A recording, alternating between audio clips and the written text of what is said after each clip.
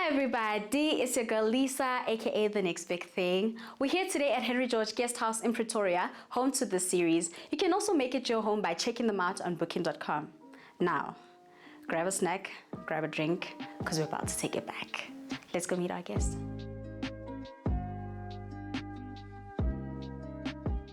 Welcome back. You are tuned into Let's Take It Back, and today I'm not alone. I have a very popular face with me. I'm taking it back today with...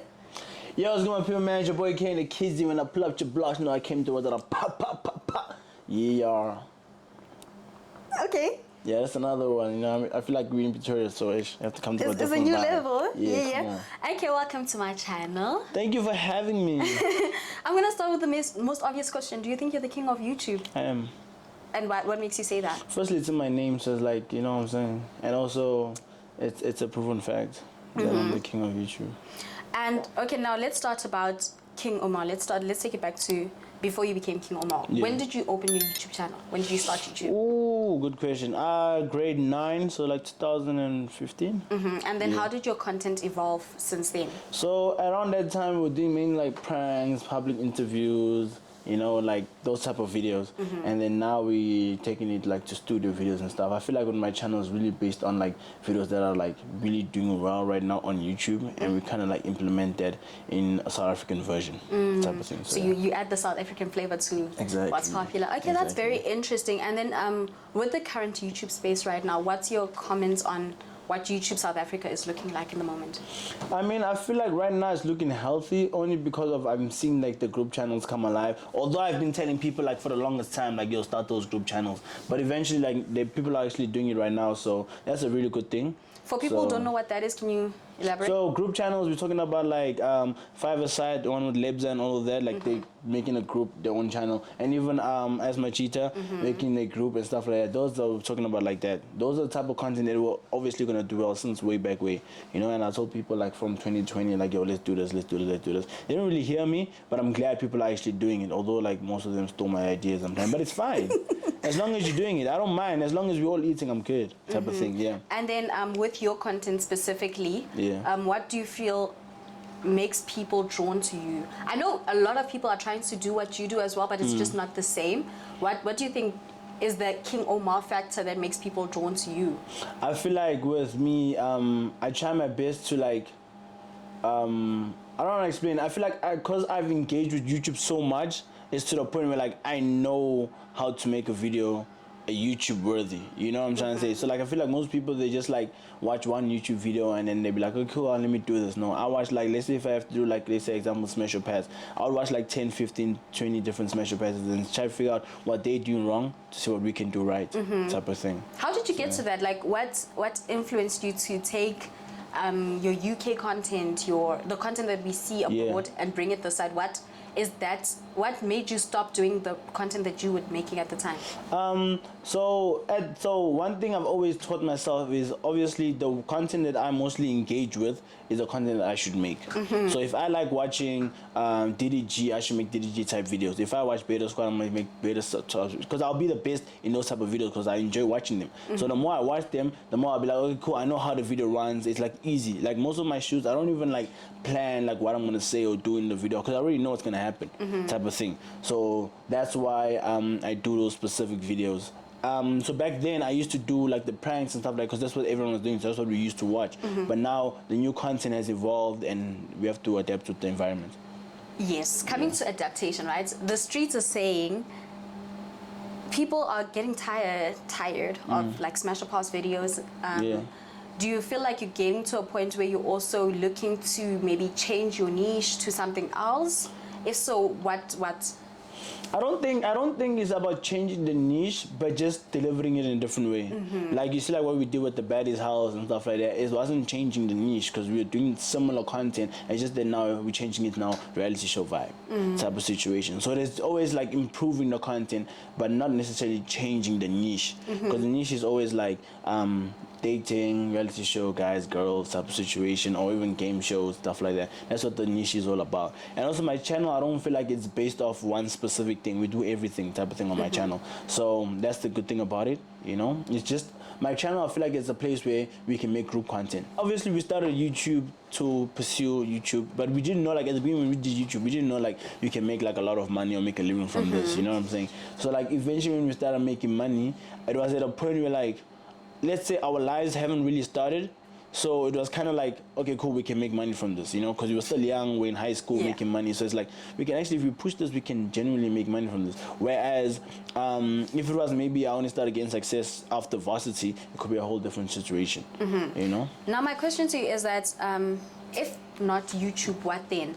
If you had not come to the realization that you can make a career out of YouTube, what would who would King Omar be rather? I don't know, probably an accountant, because I used to do accounting in school, and then...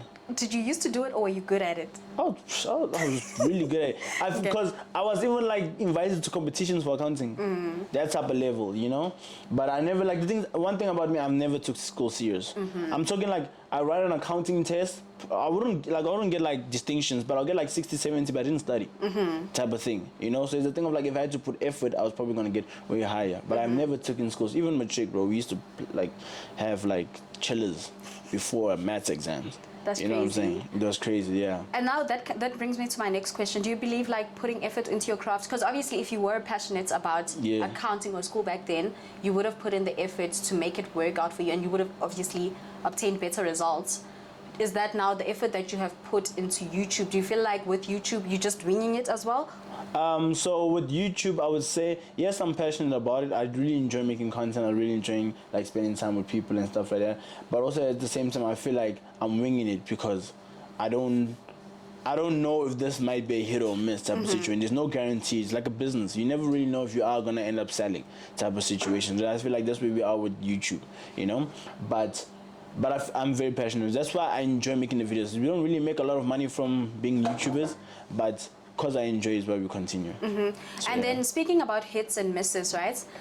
Is there a video or a specific concept that you have executed, but it wasn't received well by the public, so you chose not to go ahead with it? Yo, a whole lot of videos. Like, let me give an example. Oh, the one I did not bad.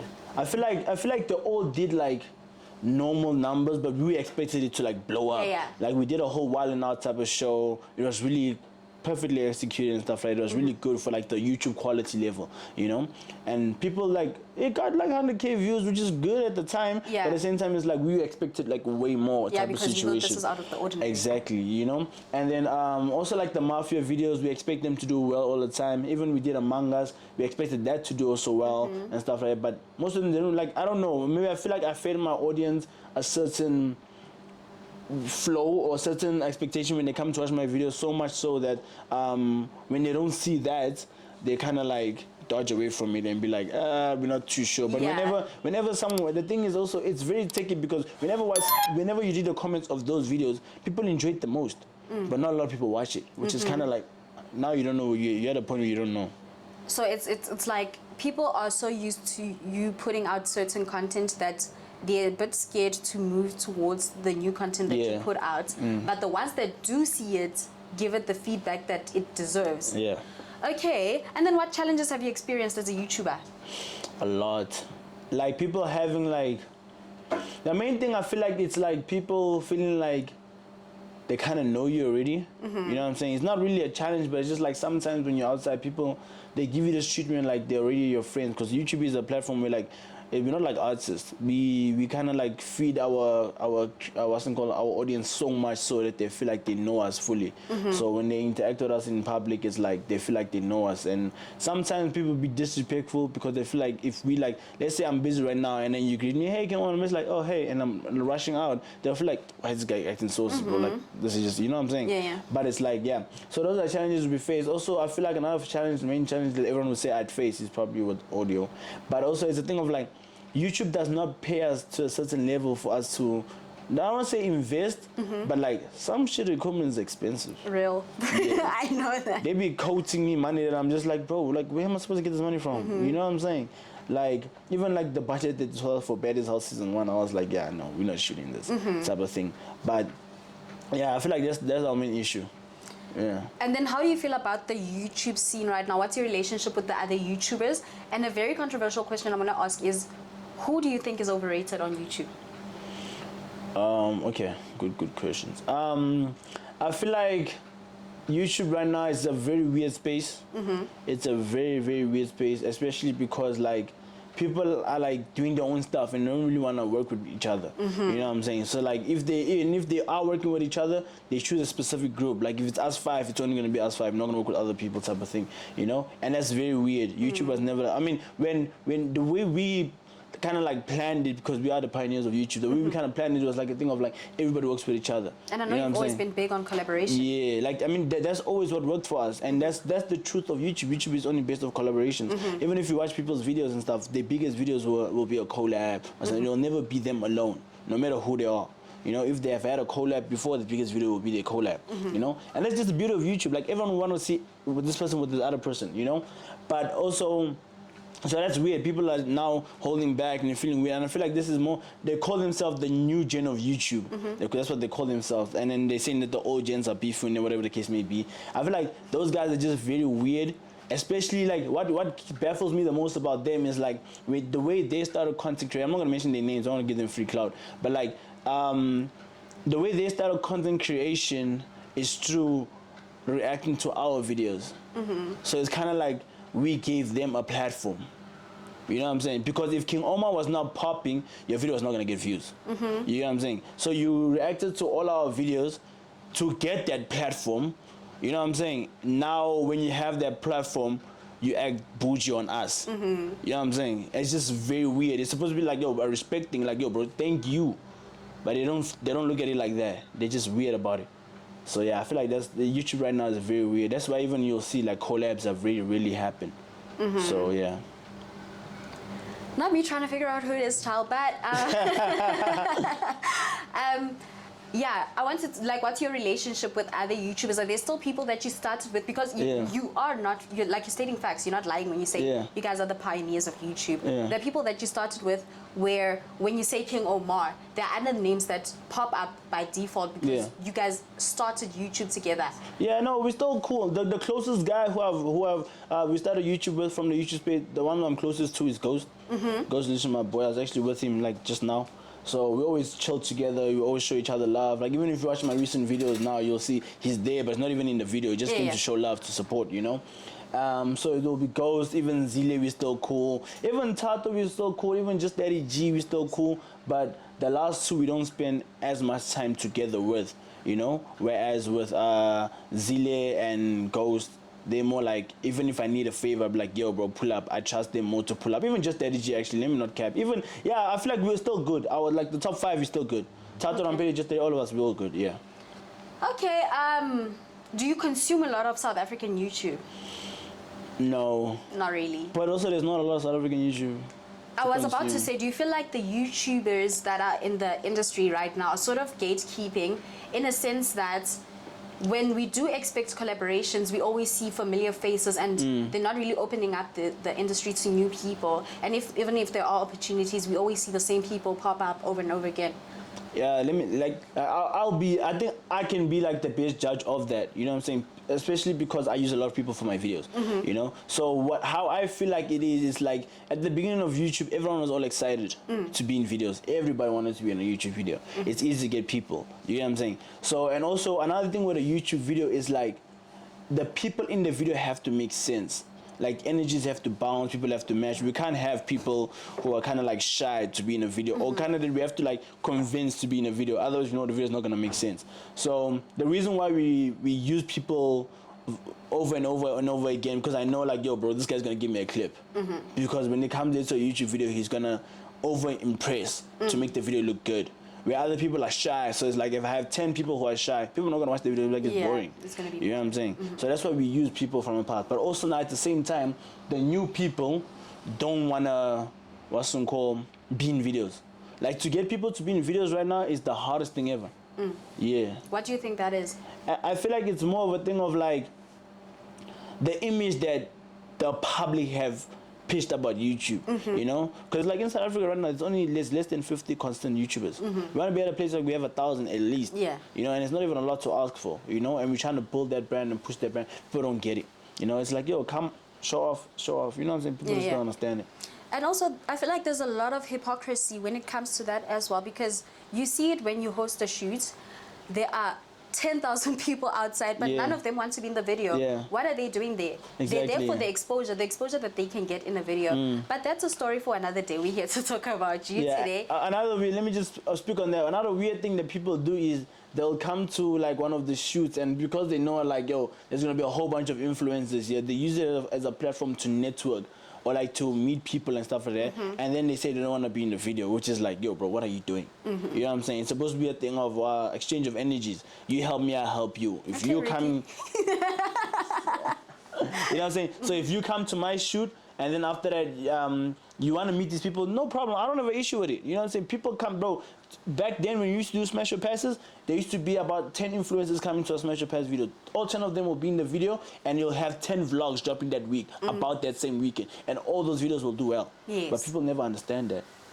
You know what I'm saying? That's crazy. But okay, now where do you see YouTube going? Because obviously we're evolving. There are people coming up with new content. It's always ever changing, or it's always changing. Where do you think YouTube is going right now? Right now, YouTube is about to create a big gap. A gap that like a lot of people won't be able to fill. You know what I'm saying? So like, let me give an example. You see, back then it's like, if you want to start a YouTube channel, let me even say right now, if you want to start a YouTube channel, it's easy. Start up the YouTube channel, record your vlog, and do it. You know what I'm saying? But like right now, we are forced to create such a level of quality that you can't just pick up your phone and do it. You know what I'm saying? So now that's going to create a gap, and it's going to demotivate a lot of people to start YouTube, especially in South Africa, you know, because these things are expensive to do, you know? So they're going to feel like, oh, I don't have the best camera, I don't have the best mic, I don't have the whatever. They're not going to do it because of the level of quality we're giving them, because we're kind of like forced to give them that, you know? So like I said, YouTube is about to create a crazy gap, and I'm telling you, in the next year, there's going to be a big gap, and a lot of people won't be able to fill it. And there's going to be a lot of people that are going to come with that level of quality content, and it's going to be dope. Yeah. But I'm an example of someone who actually felt pressured like to improve my content. Yeah. But it's simply because it's the type of content that I expect from other people. Yeah. So it's like, for me, when I dish out content, it needs to be on the same level as well. So I think it's a good pressure. Yeah. It's not something that will impact the industry negatively. Yeah. But other than YouTube, what do you do? Who is Omar outside of YouTube? Omar is just a YouTuber. Ends there. I don't do nothing else. You eat, live, breathe YouTube. I'm a YouTuber full time. But no, I do a lot of other stuff, bro. Like I do a lot of other stuff. I'm not gonna mention them mainly on the internet, but it's all mainly content based. We manage like a few YouTubers here and there. I don't want to say names or whatever. So although you might see other people doing well and you feel like, this person is doing better than you, sometimes you might find out we're in charge of that person. There's a reason he's doing better, type of situation. But yeah, so like I said, we do a lot of stuff, content based.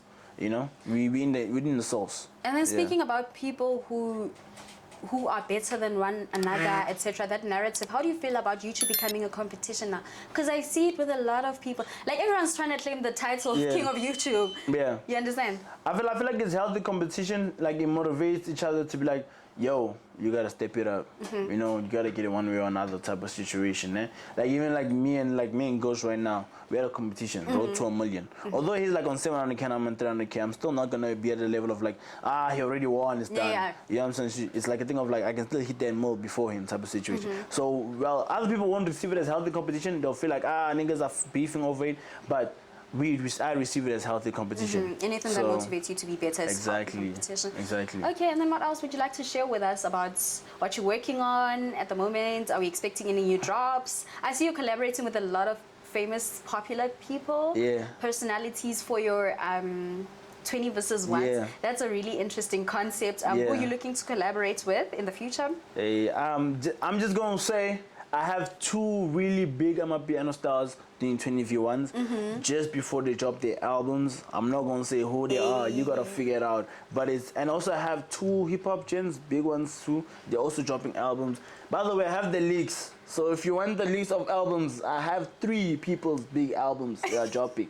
Just DM me, send me a prize, and I'll send you the leaks. But yeah, I'm doing 20v1s with them 3 in the next maybe 2 months or so, because they're dropping the album, I think, all in July or somewhere. So I'm not gonna say their names though, but yeah, it's gonna be hot. And also season 2 Baddies House is coming. Hey, am I in it? Huh? Am I in it? Are you in it? That's a really good question. Yeah. Betty's house. Let's talk about Betty's house. What motivated that concept, and how did you find the people? Because the energies, I feel like the characters or the cast was such a perfect match of individuals. How did you source them? How did you approach them? So with Betty's house, funny enough, three of the people who are in Betty's house were called to be on Betty's house on the day. So that's the craziest thing ever. You know what I'm saying? We called them on the day. I think we got to the place around 2 o'clock. 2 o'clock, we called them like, yo, we're showing people to be on the show. People are late. They don't want to make it. Can you guys please fill in for them? They same time came. They showed up, showed love, and they did what they had to do, you know? So also a lot of the people who are used on my shows are people that have already used on my previous videos, and I've noticed the energies. I'm like, oh, okay, now you'll be a good fit type of situation. And it has to be a person that I'm comfortable with. Sharing a space with. Exactly. Like, because they wouldn't be basically living with them for a week. We have to be really comfortable with them. So choosing the cast was not really a hectic thing for me. I just chose people who I feel like would be most valuable to the show. And then, yeah, we just rocked it from there. Okay. So, yeah. Guys, to anyone who's watching, please ask King Omar to make the next season on a long weekend so I can also be a part of it, because the only reason I was not part of Betty's house is because I have a 9 to 5. Damn. But Hey, yeah, but guys, yeah, apparently YouTube has money, so I can resign. There's no money here. There's no money. There's no money here. But yeah. But no, we're working on it soon. I think we're going to be shooting it like, I think next month or something. But yeah. And then how do you take negativity, constructive criticism? Because like obviously in the comments there's always haters, but they're like genuine fans. Like with your sound quality, there are people who would genuinely say, I'm still gonna watch because it's King Omar, but please, my nigga, fix the sound. Yeah. So like we had a point like we know our mistakes type of situation. So when people tell us your sound is bad, we appreciate it. Like, yo, okay, thank you for telling us we'll do better, blah. And I know there's some genuine haters. I can, like, me, hate doesn't faze me. I'm one guy that's kind of motivated through hate. Like, if I get a video and the only hate's in the comment section, but that video is doing well, I'm happy. I don't care. Because no publicity is bad publicity. Exactly. I don't care, bro. Just give me my views type of situation. And then the people who genuinely care and tell us the audio is bad, we work every video, we try our best to, like, better the audio and better the quality type of situation. What would you like to say to your fans? Supporters? Yeah. I feel like bear with us when it comes to YouTube content creation. We in South Africa, we don't get paid enough as content creators and as YouTubers, so we are trying our best. And although you see us living the life we live in the flashy cars and houses, whatever the case may be, it's not as easy as it seems, you know. We take a lot of risks to do the things we do, you know. So just show love, bro. Just support, bro. And let's, you know, motivate other people to do it. Because the more you guys hate, it affects other people. It don't affect us. We good type of situation. We good. It affects the next King Omar wants to be King Omar. He'll be like, I don't want to be King Omar because everyone hates King Omar. So if you guys show love to us, there'll be more people who want to be King Omar. Now, a lot of people, I don't want to mention names that are not present in the room, but there's a specific YouTuber always getting bashed for their content because it's too scripted, allegedly. Yeah. How far would you go for content? Would you go as far as losing friendships, relationships? To the highest degree. Because also, listen, one thing you guys have to understand is, like, as much as, even like, let's talk about scripting content, bro. You must understand, YouTube is a platform where we create videos. It's an entertainment platform. You know what I'm saying? No one says reality shows are scripted. You know what I'm saying? Which half reality shows on TVs are scripted, if you didn't know. Hey, spoiler. Like, sorry. You know what I'm saying? Like, even movies. Movies are all scripts, bro, but you'll still engage. You'll sit there like, oh, this person cheated. Why did this person cheat, bro? Come on, they wrote that shit down, bro. It's not like she's cheating for real, type of situation. Not saying that also is like, there's different type of content creators. Some people do daily vlogs, which is like my personal life, whatever the case may be. As much as you see us doing, which to some extent is also scripted because you prepare what you're going to do that particular day. Everything is script, bro. We choose what we want to let you guys see on camera. The only thing that can't be scripted is a live video. If it's not live, we choose what to give you guys, type of situation. So we know what we're doing, type of situation. So scripts, I don't believe such thing as like your YouTube videos are scripted. Everything is scripted on YouTube. I've never seen a real YouTube video in my life. Everything is like planned. Like even the questions they ask. If we go to a podcast situation like a MacG podcast, even that's script. They know they're gonna say A, B, C, D for you to get clips. They know what's gonna get clipped. They don't just say anything, type of situation. But yeah, what was the other question you also asked? I forgot. But yeah, so Speaking of clips, did you kiss Elizabeth? Elizabeth? Yeah. No, I didn't It was kiss brought her. up on podcast. No, it was Tato. Tato. Yeah. Did you kiss Tato? Did I kiss Tato? Tato kissed me. Is that what everyone is saying? She says you kiss her, you say... Let me give you guys a simple example of what happened. Mm-hmm. You know what I'm saying? I don't even know why I'm looking the juice here. But you know, I fuck with Lisa, so I'm just gonna say. So if you guys watched the episode, is it 7 or 8? 7 or 8, one of the two, when we went on blind dates. Mm-hmm. In the blind date episode, Tato hops on me. Mm-hmm. She climbs on me. You can see in the video that I'm just like, yo, I'm even pushing her off. Whoa. Like, yo, relax. Let's break. You get what I'm trying to say? And then after that situation, I leave the door.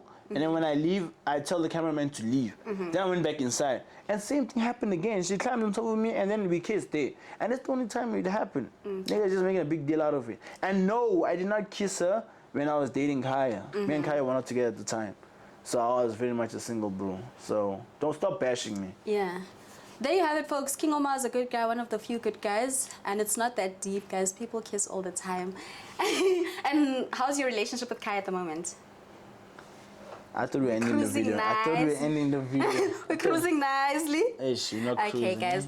It is what it is. It's not your business. But if you want to make it your business, you can go investigate. Thank you so much, King Omar, for It's a gracing pleasure. my channel with your presence. Guys, King Omar is one of the people who's been saying, Lisa, when are you doing YouTube? Yeah. I'm back and I'm better. Please remember to like, share, subscribe, tell a friend to tell a friend. Ciao.